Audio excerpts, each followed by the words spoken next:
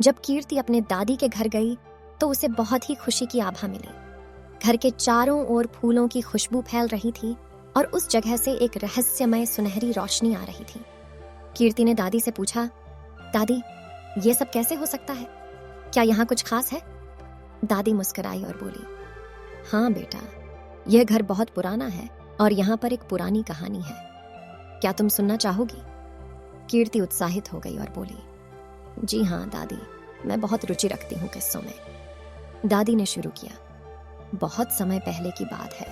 एक युग के एक समय में, जब यह जगह और यह घर अभी नए नए थे, यहाँ एक प्राचीन योगी आया। उसका नाम राजगुरु था।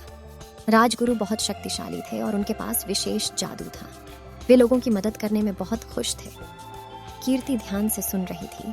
वह खुद उस पुराने समय की यात्रा पर जा रही थी।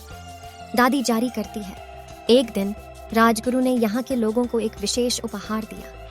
एक छोटे से पेड़ पर एक सुनहरी फली थी जिसका रंग और चमक बिल्कुल अद्भुत था।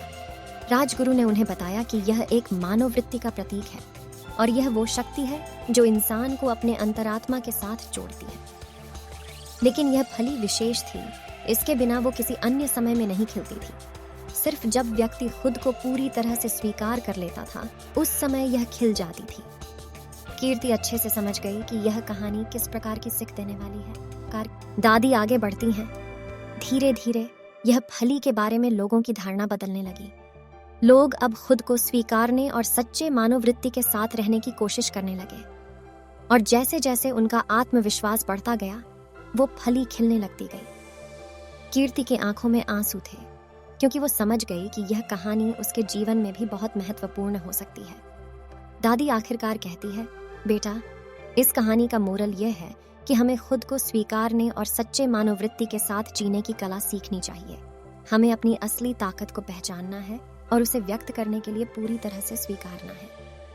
कीर्ति दादी के बड़े शब्दों को समझ गई और उनकी आंखों में नया उत्साह देखकर बोली, दादी, मुझे यकीन है कि यह कहानी मेरे जीवन को भी बदल सकती है।